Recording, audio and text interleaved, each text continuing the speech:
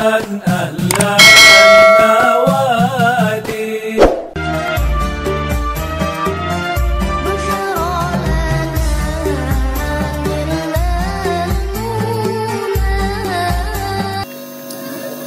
Assalamualaikum warahmatullahi wabarakatuh.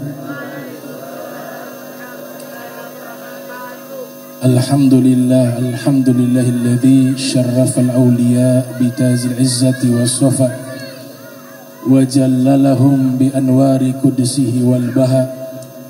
Ta'ala Allahu dzul jalali wal ala, thumma assalatu wassalamu ala afdalil anbiya wa ashrafil asfiya sayyidina Muhammadin wa alihi ni'mal awsiya.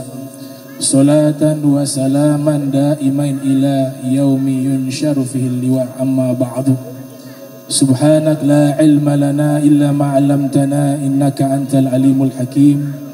Rabbi israh li sadri wa yassir li amri wahlul 'uqdatan min lisani yafqahu qawli wasadid lisani wahdi qalbi bihaqqi sayyidina Muhammadin sallallahu alaihi wa alihi wa barak wa sallam.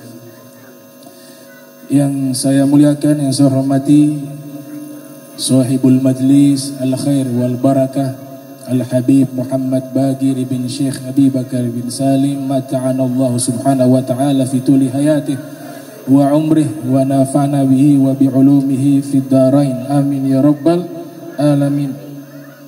Dan juga kepada guru kita ad-da'i ilallah Al-Habib Zaki ibn Abdurrahman Al-Idrus, mata'ana Allah subhanahu wa ta'ala fi tuli hayatih wa umrih wa nafa'ana bihi wa bi'ulumihi fid darain, amin ya rabbal alamin. Kemudian banyak sekali orang tua kita yang hadir. Ada Al-Habib Alwi Al-Bar, Al-Habib Hussein Al-Bar, Al-Habib bin Syekh Abu Bakar, Al-Habib Taufik, Al-Habib Syekhan, Al-Habib Idrus Al-Jufri, Al-Habib Abdul Bari, Al-Habib Alwi Al-Bar, dan juga kepada Bapak Kepala BNN Maluku Utara dan Kepala BNN Morotai. Ada Al-Ustaz Ahmad Dardiri, Al-Habib Fauzi, Al-Habib Alwi Barakba dari Palembang. Satu-satunya sudah, Bondewoso sudah, Palembang juga sudah. Bapak Haji Tarno selaku pimpinan Yayasan Darul Falah, dan juga Ami Alwi Albar. Nah, sudah disebut semua ini.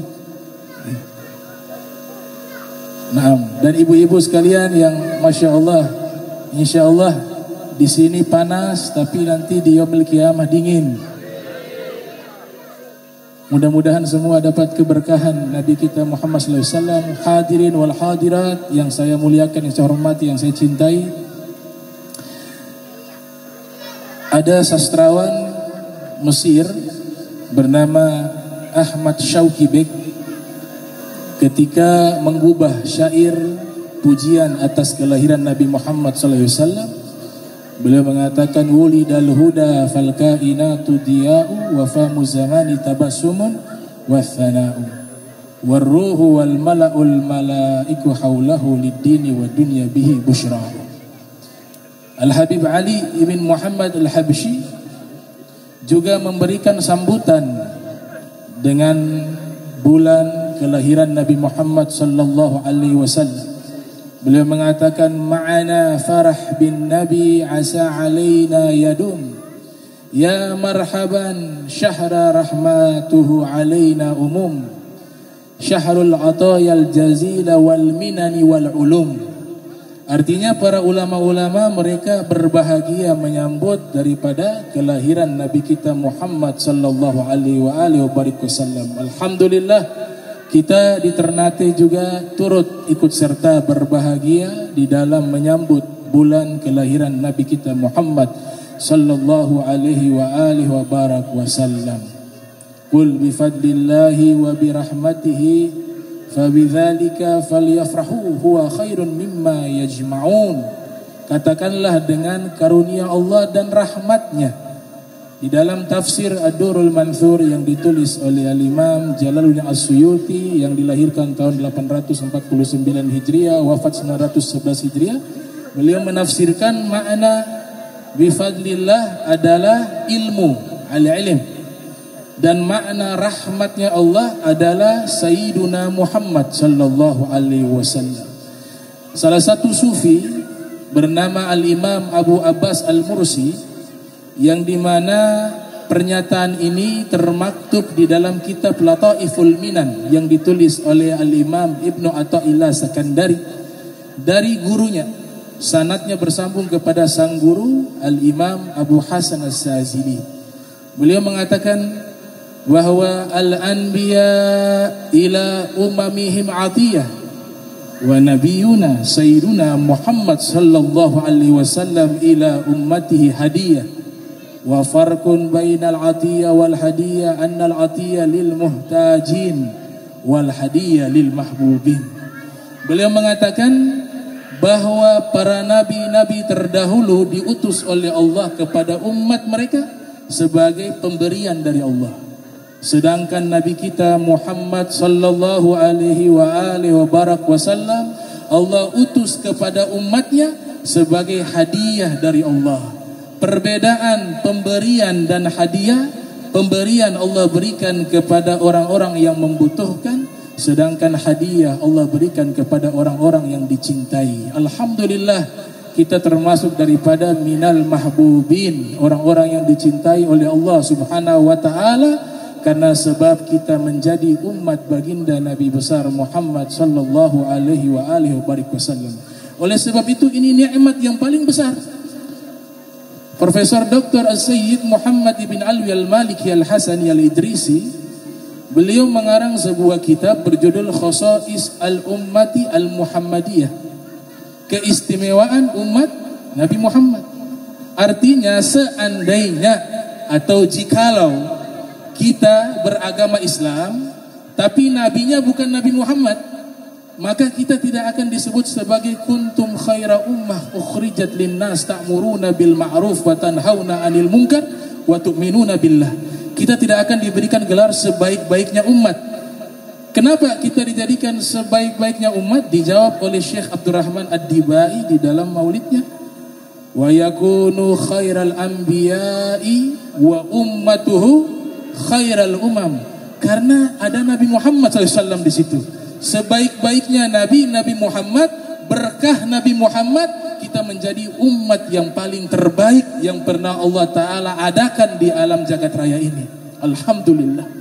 Sehingga rasa syukur itu diimplementasikan oleh para ulama dengan berbagai macam cara.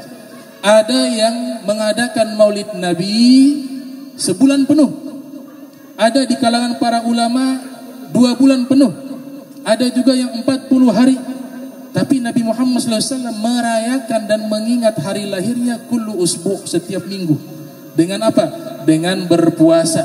Ibnu Hajar Al-Asqalani mengatakan puasa bukan sebagai standar amalan mensyukuri hari lahir Nabi. Itu salah satu contoh, yaitu melakukan amal soleh. Bisa dengan sedekah, bisa dengan membaca Al-Quran, dan juga bisa dengan perayaan dan memperingati maulid Nabi kita Muhammad sallallahu alaihi wasallam. Hadis ini diriwayatkan oleh Imam Muslim Ibnu Hajjaj Al-Qusairi Naisabur yang lahir tahun 204 Hijriah, wafat 261 Hijriah. Di dalam sahihnya, su'ilan Nabiyyu sallallahu alaihi wasallam an saumihi fi yaumil itsnain. Nabi ditanya kenapa beliau berpuasa di hari Senin. Kemudian Nabi sallallahu alaihi wasallam menjawab, "Dzaka yaumun wulidtu fi wa yaumun bu'itstu wa yaumun unzila alayya fi." Di hari itu aku berpuasa karena aku dilahirkan. Coba lihat, Nabi memperingati hari lahirnya bukan setahun sekali, bukan sebulan sekali. Bahkan Nabi SAW memperingati dan mengingat momentum hari lahirnya setiap pekan. Nabi berpuasa untuk mengingat hari lahirnya. Maka dikatakan di dalam Maulid Ad-Diba, seandainya diamalkan setiap hari untuk memperingati maulid Nabi Muhammad SAW, jika ada wahyu menetapkan hukum, maka hukumnya wajib karena mengenang Rasul Sallallahu Alaihi Wasallam. Kemudian ini adalah nikmat yang terbesar, nikmat di mana kita menjadi umat Nabi Muhammad, nikmat terbesar di mana kita menjadi seorang yang berislam. nikmat terbesar di mana kita menjadi orang yang beriman dan mengenal Allah. Kalau tidak ada Nabi Muhammad, maka tidak ada yang namanya agama Islam. Kalau tidak ada Nabi Muhammad, maka tidak ada yang namanya iman. Kalau tidak ada Nabi Muhammad, maka tidak ada solat 5 waktu. Semua dengan berkah daripada Nabi kita Muhammad sallallahu alaihi wasallam. Jadi wajib mengekspresikan syukur. Ibnu Hajar Al-Haytami yang lahir tahun 909 Hijriah menulis satu risalah khusus berjudul An-Ni'matul Kubra 'alal 'Alam. Nikmat terbesar bagi alam jagat raya.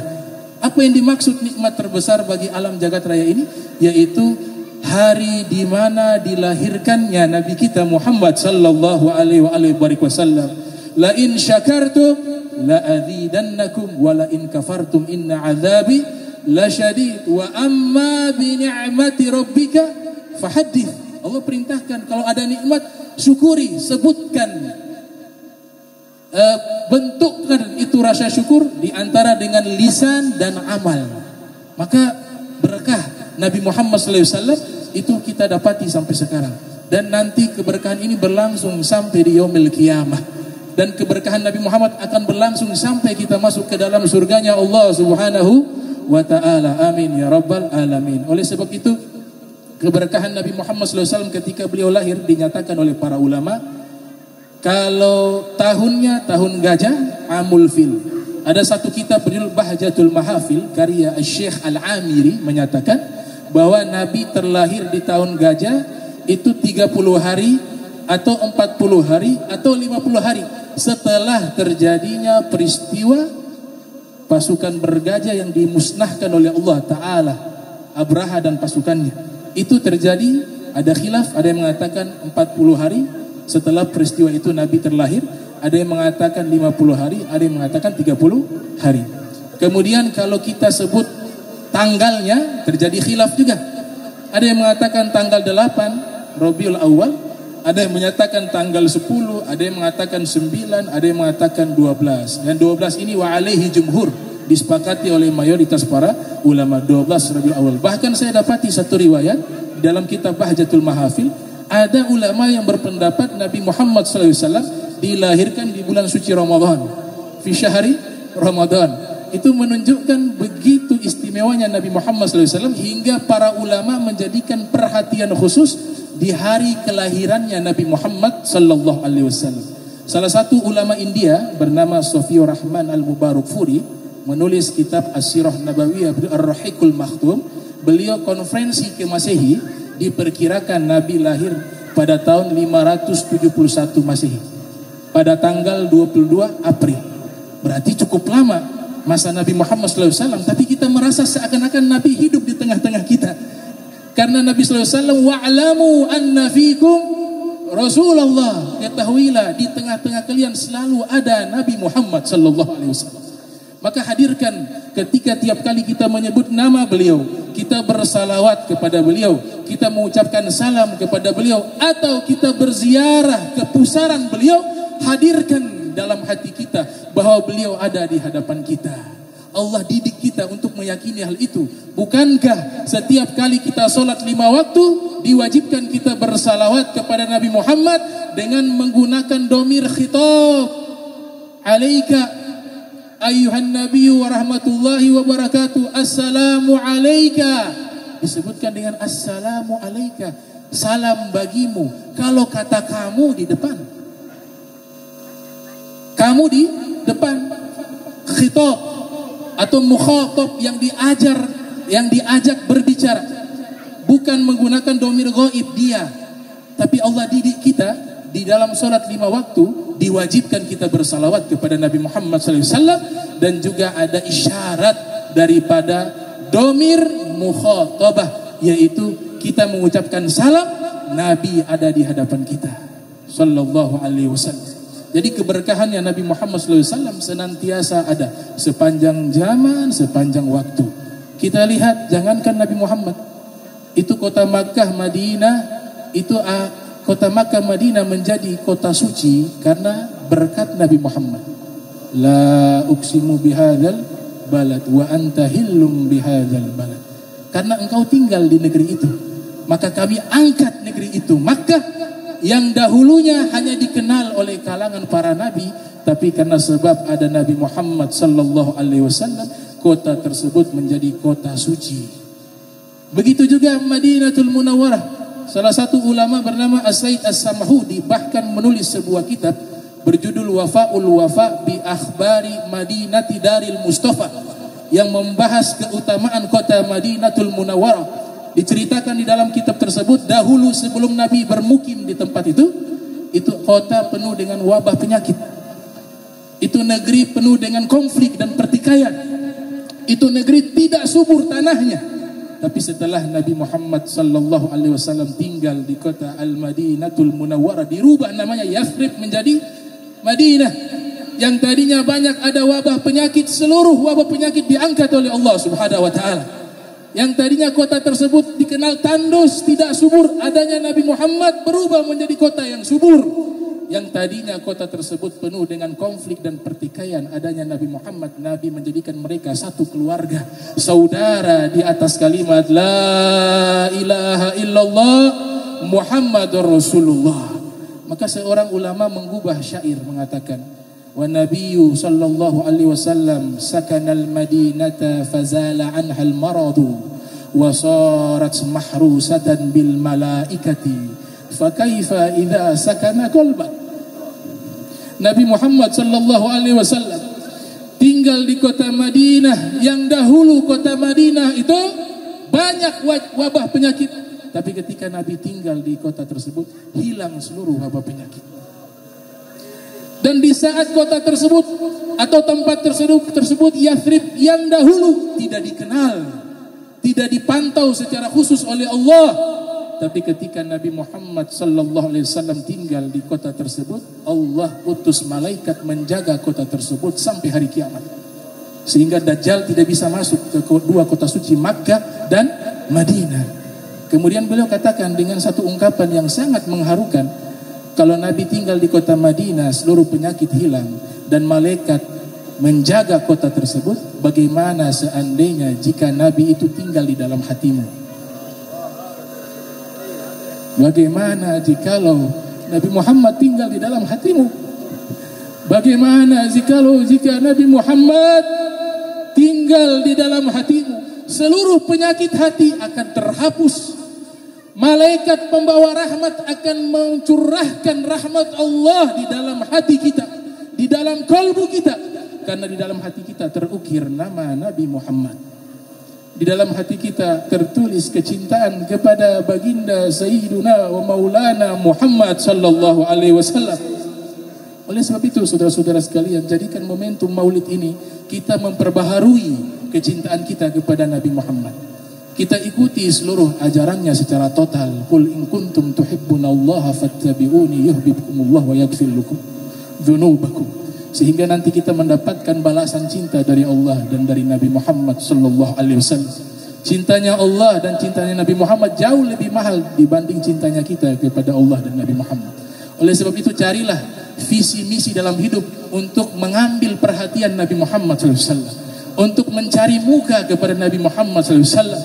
Dengan kita mengikuti seluruh ajarannya, kita mengikuti akhlaknya yang semampu kita, karena tidak mungkin kita meniru Nabi total 100% dengan akhlak yang begitu agung, tapi setidaknya ada kesungguhan untuk mengikuti Nabi Muhammad sallallahu alaihi wasallam.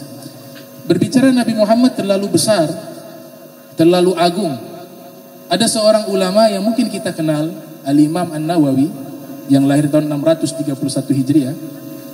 Itu kota Nawa dikenal sebagai kota, kata Syekh Yaqut Al-Hamawi dalam kitab Mu'jamul Buldan, biji korma. Nawa artinya biji korma, karena di situ banyak perkebunan korma. Di pinggir jalan itu banyak sekali sampah-sampah yang isinya biji korma. Tidak dikenal, tapi ketika Nabi sallallahu alaihi wasallam sudah memberikan keberkahan, ridhonya, cintanya kepada seorang hamba seperti Imam Nawawi, itu kota menjadi harum. Sehingga seorang ulama dan sastrawan namanya Ibnu Wardi ketika ziarah ke kota Nawa, beliau meneteskan air mata. Imam Nawawi sudah meninggal. Beliau mengatakan di depan pintu gerbang kota Nawa, ia katakan, laqiti khairan ya Nawa wa wukiti min alamin Nawa. falakat nasya biki alimun lillahi akhlasa ma nawa wa ala siwahu fadluhu fadlal hububi ala nawa. Wahai kota Nawa, kau beruntung karena manusia yang sangat baik pernah lahir dan tinggal di tempatmu. Wahai kota Nawa, engkau dijaga dari pedihnya perpisahan. Wahai kota Nawa, sungguh telah lahir seorang yang alim, yang soleh di tempatmu ini. Dia adalah seorang ulama yang ikhlas di dalam menuntut ilmu dan beramal. Dan kemuliaannya Imam Nawawi itu mengalahkan seluruh ulama di zamannya, bagaikan kemuliaan biji korma dengan biji-biji yang lainnya. Al-Imam Tajuddin As-Subki yang lahir tahun 727 Hijriah, wafat 771 Hijriah, menukilkan riwayat dalam kitab Tabaqatus Syafi'iyyatil Kubra.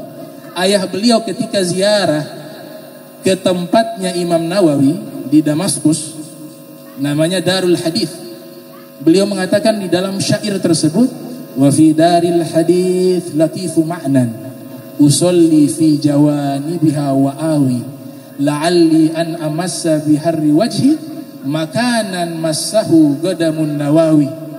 Di Darul Hadis ini ada rahasia makna yang tersembunyi. Ditanya kepada sekian ulama dari kalangan ahli hadis, belum ada yang mampu menjawab apa makna dari syair tersebut, latifu makna.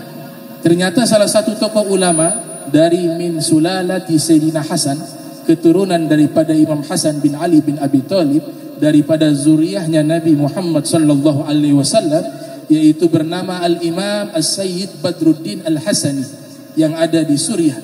Ditanya apa makna syair tersebut, di Darul Hadis ada kelembutan makna yang tersembunyi.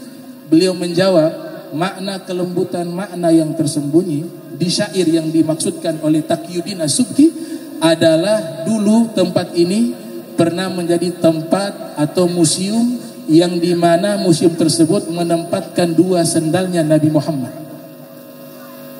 Imam Nawawi dibukakan hijab oleh Allah, beliau memilih mengajar di Darul Hadith karena melihat cahaya bekas sendalnya Nabi Muhammad. Maka dikatakan di Darul Hadith ada dua sendalnya Nabi Muhammad, itu makna latifu makna. Usolli fi jawanibiha wa awi, maka aku solat di setiap sisi yang ada bekas sendalnya Nabi Muhammad SAW. Sendalnya Nabi Muhammad aku jadikan tempat untuk mengambil berkah, dan juga tempatnya Imam Nawawi yang sudah mendapatkan keberkahan dari Nabi Muhammad sallallahu alaihi wasallam.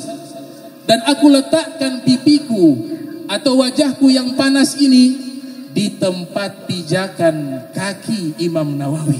Kata Imam Taqiyuddin As-Subki, kalau sekelas Imam Nawawi itu keberkahannya dicari oleh seorang ulama besar, yaitu Al-Imam Taqiyuddin As-Subki, ayah daripada Imam Tajuddin As-Subki. Ia meletakkan pipinya di bekas kaki daripada Imam Nawawi. Bagaimana jika di situ ada bekas kakinya Nabi Muhammad? Bagaimana di situ jika ada bekas tempat tinggalnya Nabi Muhammad? Maka jauh lebih diagungkan. Nah, ini makna daripada sanjungan para ulama ketika memahami makna keberkahan Nabi Muhammad. Ada satu kitab yang sudah mendapat lisensi dari Nabi dan sudah diberkahi oleh Nabi, sehingga dikatakan tidak ada seorang wali pun melainkan membaca kitab tersebut. Tidak ada seorang diangkat menjadi aulia melainkan kitab tersebut dibaca dan diamalkan. Kenapa kitab ini begitu berkah? Al-Habib Ahmad bin Zain Al-Habsyi menyebutkan dalam kitab Syarhul Ainiyah, karena Nabi Muhammad SAW pernah membaca dan disaksikan oleh para ulama dalam mimpinya. Nabi ridho dengan kitab. Seorang ulama membenci Imam Ghazali, Abu Hamid Hujjatul Islam Al-Ghazali rahimahullah. Dia hasad kepada ulama ini, yaitu Imam Ghazali, menuduh kitab Imam Ghazali adalah kitab yang sesat dan menyimpang.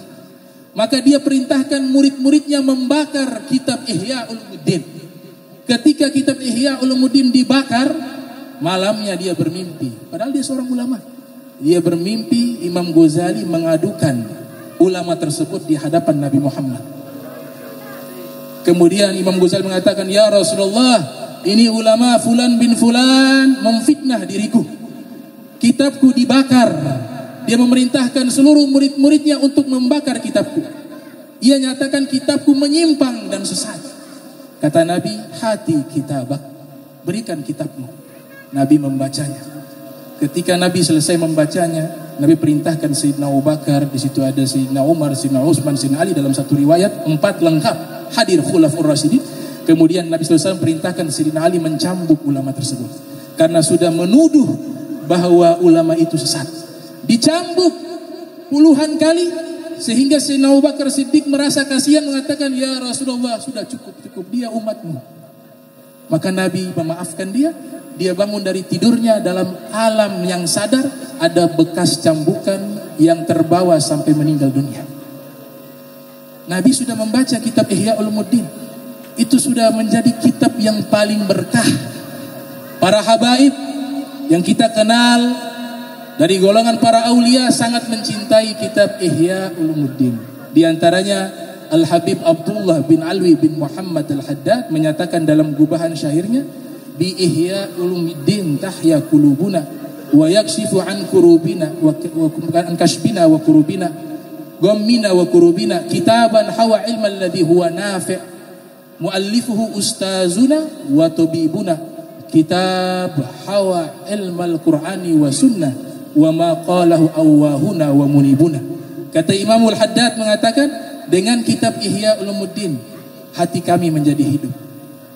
Kitab yang memuat seluruh ilmu yang bermanfaat. Pengarangnya adalah guru besar kami dan dokter hati kami.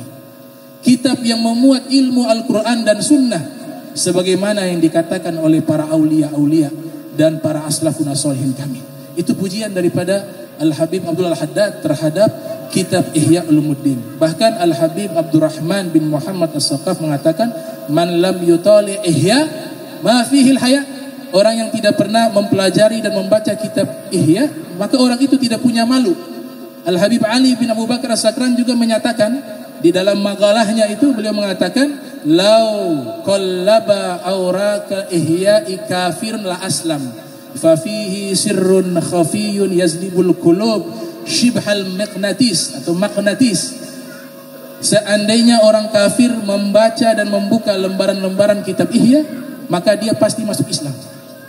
Karena di dalam kitab tersebut ada rahasia yang tersembunyi yang menarik hati bagaikan magnet menarik besi. Itu kitab Ihya Ulumuddin. Bahkan dikatakan oleh Al-Habib Abdullah Al-Idrus mengatakan, ana ashhadu sirran wa alaniyatan. Saya bersaksi secara sembunyi dan terang-terangan, anna man tala'a kitab Ihya Ulumuddin fahuwa minal muhtadin. Siapa yang membaca kitab Ihya Ulumuddin dan dia mengamalkan isi kitab Ihya Ulumuddin, maka dia termasuk orang yang sudah diberikan petunjuk oleh Allah Subhanahu wa taala. Begitu bagusnya kitab ini, dikatakan oleh Imam Nawawi, kadal Ihya ayyakuna Qur'anan. Hampir-hampir kitab Ihya ini mirip-mirip Al-Qur'an, kata Imam Nawawi. Dikatakan juga oleh seorang ulama, Syekh Abu Muhammad mengatakan, lau muhiyat jami'ul ulum la istakhrajtu minal ihya. Seandainya seluruh ilmu ini punah, maka saya akan mengambil ilmu tersebut di dalam kitab Ihya Ulumuddin. Jadi subhanallah, ini kitab dapat barokah itu sehingga jadi standar. Para ulama mengatakan membedakan ulama dunia dengan ulama akhirat itu mudah. Yaitu ulama-ulama akhirat sangat cinta dengan kitab Ihya Ulumuddin. Kalau ulama-ulama dunia, dia benci kepada kitab Ihya Ulumuddin. Bahkan salah satu guru kami, ia menyampaikan kepada kami, ketika Salahuddin Al-Ayyubi ingin membebaskan Baitul Maqdis, itu ada salah satu gurunya sufi namanya Qutbuddin Naisabur. Sang guru mengatakan, wahai Salahuddin Al-Ayyubi, sebelum engkau melakukan invasi serangan untuk membebaskan Baitul Maqdis, saya wasiatkan kepadamu dan seluruh pasukanmu untuk menghatamkan kitab Ihya Ulumuddin. Sudah menghatamkan kitab Ihya Ulumuddin, kemudian bertawasul kepada Imam Ghazali dan meminta kemenangan lewat keberkahan kitab Ihya Ulumuddin. Dibaca khatam itu kitab Ihya. Setelah itu Salahuddin Al-Ayyubi melakukan invasi ke Baitul Maqdis dan alhamdulillah berhasil dibebaskan Baitul Maqdis karena keberkahan kitab Ihya Ulumuddin. Jadi ini berkahnya Nabi Muhammad SAW. Termasuk keramat para wali. keramat para wali, dan juga ilmu-ilmunya ulama. Kalau di situ tidak ada keberkahan Nabi Muhammad, semuanya menjadi gelap, zulmah. Tapi kalau ilmu diberkahi oleh Nabi Muhammad, hati kita diberkahi oleh Nabi Muhammad, karangan kita diberkahi oleh Nabi Muhammad, dakwah kita diberkahi oleh Nabi Muhammad, amal kita diberkahi oleh Nabi Muhammad, maka ini amalan akan eksis sepanjang zaman dan tentu pasti diterima oleh Allah Subhanahu wa taala. Jadi keramat itu bagian dari mukjizatnya Nabi Muhammad. Karena kalau tidak ada Nabi Muhammad, tidak ada keramat para aulia. Semuanya mengambil daripada lautan keramat dan mukjizatnya Nabi Muhammad sallallahu alaihi wasallam. Ada satu kitab ditulis oleh Syekh Abdul Qasim Al-Hasani. Nama kitabnya Uqalaul Majanin, orang-orang waras di kalangan orang gila. Di situ ada satu kisah seorang gila yang ada di Turtus. Turtus ini, kata Syekh Yaqut Al-Hamawi dalam Mu'jamul Buldan, mengatakan ada dua pendapat. Ada yang mengatakan di Turki, ada yang mengatakan di Suriah. Terlepas daripada di mana asal beliau, tapi kisah ini menunjukkan keberkahan Nabi itu selalu ada sepanjang zaman. Jadi ini namanya Razam. Orang gila ini namanya Razam. Di kampungnya terkenal sebagai orang gila. Bicaranya ngawur, perilakunya ngawur, dianggap orang gila. Tapi ketika ada panggilan jihad fisabilillah, dia normal. Dia jadi kesatria. Bahkan mereka yang hadir kaum muslimin bingung. Dia paling banyak membunuh musuh dan paling gagah. Pakaiannya rapi, wangi, badannya tegak, tidak pernah ada rasa takut. Seluruh musuh di hadapannya ketika dia jihad fisabilillah, dia hancurkan semua dan paling banyak membunuh musuh di dalam medan perang. Tapi selesai perang pulang ke kampungnya jadi gila lagi. Kenapa demikian? Ada keberkahan Nabi ketika dia jihad fisabilillah. Nabi hadir di situ. Al-Hafiz Ibnu Katsir yang lahir tahun 700 Hijriah, wafat 774 Hijriah, menceritakan di dalam kitab Al-Bidayah wan Nihayah, di zaman sahabat setelah wafatnya Rasulullah SAW, ada satu peperangan. Terjadi peperangan menghadapi kaum musyrikin atau kaum kufar.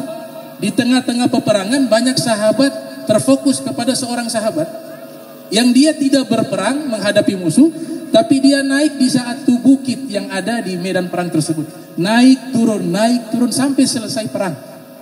Maka yang sahabat yang lain bingung. Selesai perang mereka memanggil dia.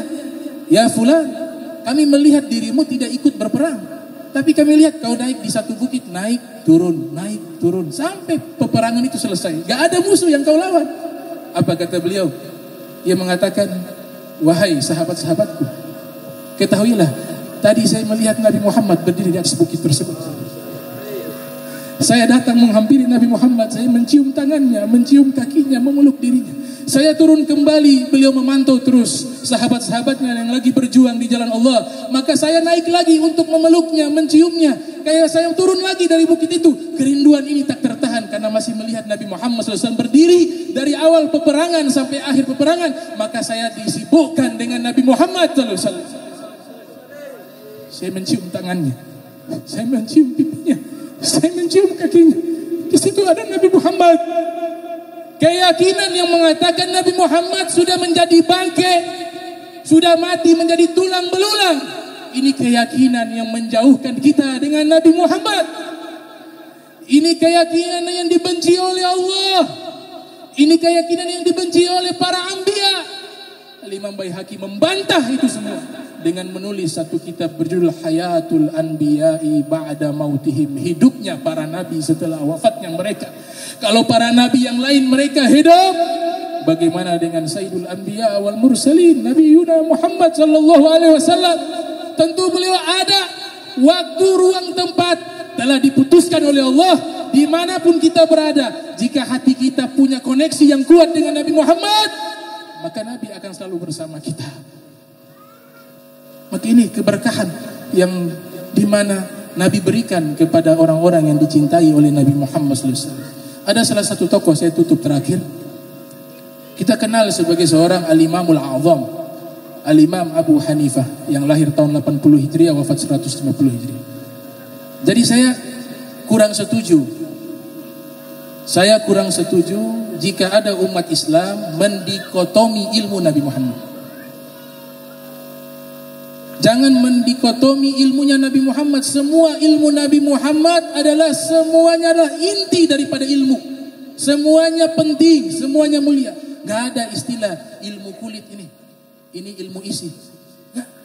Semua ilmu Nabi Muhammad isi semuanya. Gak ada yang kulit. Semua ilmu Nabi Muhammad adalah berharga. Semua ilmu Nabi Muhammad adalah isi. Gak ada kulit. Ilmu fikih jangan mengatakan itu ilmu kulit. Kalian belum sampai ma'rifat, hakikat, itu isi. Gak. Abu Hanifah ada seorang wali. Imam Syafi'i seorang wali. Imam Ahmad seorang wali. Imam Malik seorang wali. Imam Nawawi seorang wali. Tapi mereka sangat disiplin menjalankan hukum fikih. Disebutkan oleh Syekh Abdul Wahab Sya'rani dalam kitab Al-Mizanul Kubra yang lahir tahun 898 Hijriah, wafat 973 Hijriah. Mazhab Syafi'i menyatakan air musta'mal suci, tapi tidak bisa digunakan bersuci. Air musta'mal bekas pakai bersuci, baik itu wudu, mandi.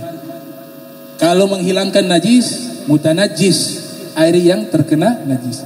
Tapi berbeda dengan fatwa dari Imam Abu Hanifah. Ia mengatakan air musta'mal bukan air yang suci, tapi air yang najis.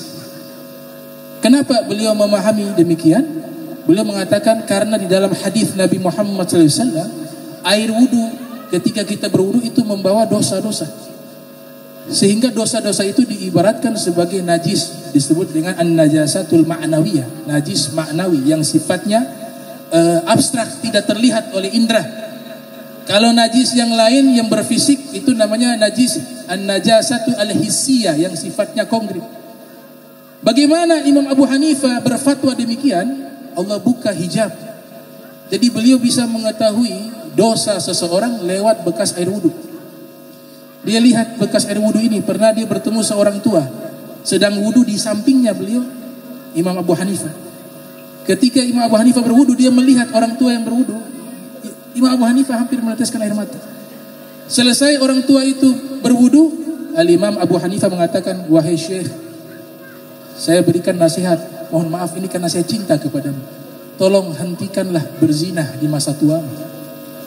Nabi pernah mengatakan 3 golongan yang paling dibenci oleh Allah, dan Allah tidak melihat mereka di hari kiamat, wala yukallimuhum wala yuzakkihim. Tidak mensucikan mereka di hari kiamat. 3 golongan.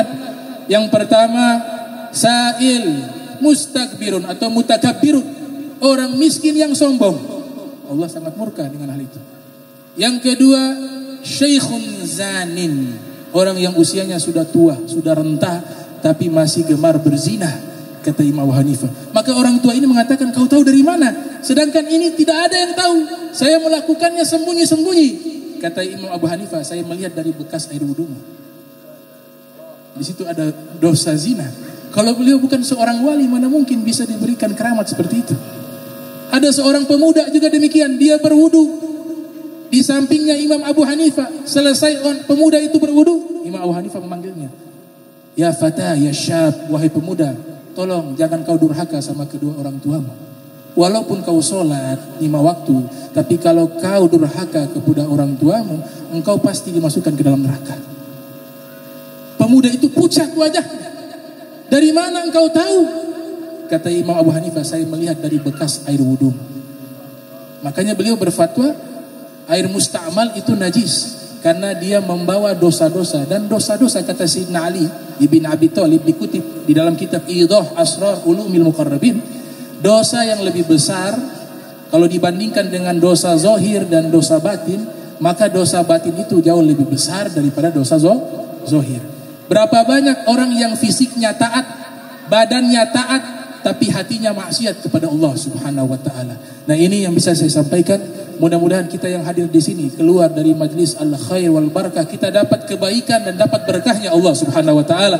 Kita keluar dari majlis ini, Allah rubah hati kita dan Allah izinkan kita, janganlah kita meninggal dunia kecuali Allah telah izinkan kepada kita pernah melihat Nabi Muhammad di dalam mimpi kita.